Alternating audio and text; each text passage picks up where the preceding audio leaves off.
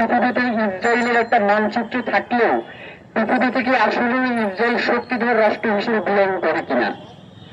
কারণ আমরা ইতিপূর্বে দেখতে পেয়েছি যে আমেরিকা এবং সমগ্র ইউরোপ তাদের দুইটা মুখোশ, তারা একটা মুখোশের মাধ্যমে তারা উপস্থাপন করে বিশ্ব মানবতার কথা। তারা জাতিসংঘ সহ আরো যে আন্তর্জাতিক সংগঠনগুলো আছে সেগুলোকে তারা শান্তভাবে বিশ্ব মানবতাকে রক্ষার জন্য আহ্বান জানায়, এবং অন্যদিকে আমরা আবার দেখতে পাই যে ইউরোপ এবং আমেরিকার প্রত্যক্ষ মদদে ইসরায়েল বিভিন্ন দেশে হামলা করে। সুতরাং আমরা স্পষ্টভাবেই বলতে চাই যে আমেরিকা এবং ইউরোপের সাহায্য সহযোগিতা ছাড়া, তাদের প্রত্যক্ষ মদত ছাড়া ইসরায়েল ইরানে হামলার কোনো সাহসই রাখে না। সুতরাং আমরা আজকে এখানে যারা দাঁড়িয়েছি প্রত্যেকেই অত্যন্ত ক্ষোভ এবং নিন্দা নিয়ে এখানে দাঁড়িয়েছি। কারণ আজকে যে ইরানের উপর হামলা হয়েছে সেটি শুধুমাত্র ইরান একটি দেশের উপরে হামলা নয়, এটি হচ্ছে একটি বৈশ্বিক সন্ত্রাস এবং আন্তর্জাতিক মানবাধিকারের সুস্পষ্ট লঙ্ঘন এবং জাতিসংঘের সনদের সুস্পষ্ট লঙ্ঘন।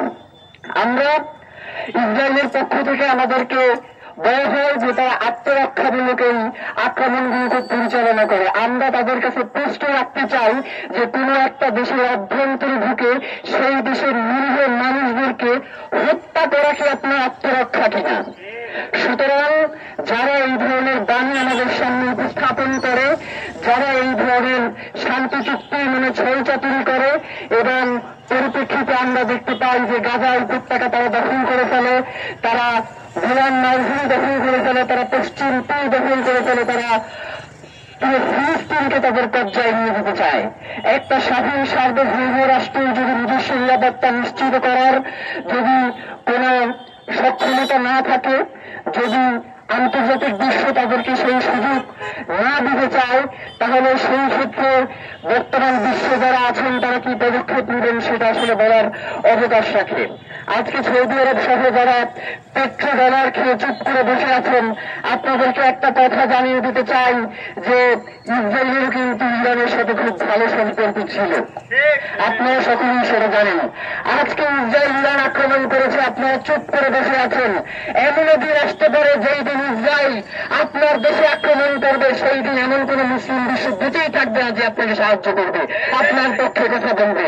সুতরাং আমরা মধ্যপ্রাচ্যকে জানিয়ে দিতে চাই, আমরা মধ্যপ্রাচ্যের কাছে অনুরোধ করতে চাই, এখন যদি আপনাদের হুঁশ না ফেরে তাহলে আপনাদের হুঁশ ফেরার আগেই আপনারা এই দুনিয়া ছেড়ে চলে যাবেন। আমরা সর্বশেষ একটা কথা বলি, শেষ করতে চাই, আর কথা বাড়াবে না। সেটা হচ্ছে, আপনারা সকলেই জানেন আমাদের দক্ষিণ এশিয়াতে একটা ইসরায়েল আছে। আপনারা জানেন যে ইরানের ভূমিতে এখন পর্যন্ত যে সকল এজেন্ট ধরা পড়েছে তার মধ্যে অনেকেই রয়েছে ভারতীয় এবং নিজের দেশের এজেন্ট। সুতরাং নিজ দেশে যদি গাদ্দার তৈরি না হয় তাহলে অপর দেশের কিন্তু সেই দেশে আক্রমণ করে খুব একটা সুবিধা পাওয়ার কথা না। সুতরাং আপনারা জানেন বাংলাদেশেও এই যে দক্ষিণ এশিয়ার ইসরায়েল ভারতের আধিপত্যকে টিকিয়ে রাখার জন্য বাংলাদেশের মধ্যে গাদ্দাররা বসে আছে। সুতরাং বর্তমান রাষ্ট্র এখনো যদি এই গাদ্দারদের ব্যাপারে কোন গুরুত্বপূর্ণ পদক্ষেপ নিতে না পারে, তারা যদি এখনো রাজনৈতিক সমীকরণ দিয়ে গাদ্দারদেরকে চিন্তা করে, তাহলে আজকে ইরানের যে অবস্থা হয়েছে, আজকে ফিলিস্তিনের যে অবস্থা হয়েছে, আজকে বিশ্বের বিভিন্ন দেশের মুসলিমদের কাশ্মীরের নিধনের যে অবস্থা হয়েছে, আপনার সেই অবস্থা হতে বেশি সময় লাগবে না।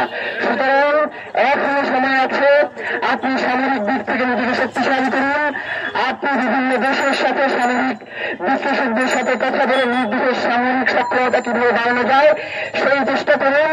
আমরা সর্বশেষ একটা কথা বলে শেষ করতে চাই, আমরা ইরানের পক্ষে দাঁড়ানোর জন্য শুধুমাত্র মুসলিম হইতে হবে এইটাই আমরা বিশ্বাস করি না। আজকে ইরান মাজলুম, আমরা ইরানের পক্ষে দাঁড়িয়েছি। কালকে যদি কোনো মুসলিম রাষ্ট্র মাজলুমতার শিকার হয়, তারা যদি জালেমের ঘোরাক্রমণের শিকার হয়, আমরা তার পক্ষে দাঁড়াবো। পুরো বিশ্বে আমরা যুদ্ধ চাই না, আমরা চাই শান্তি।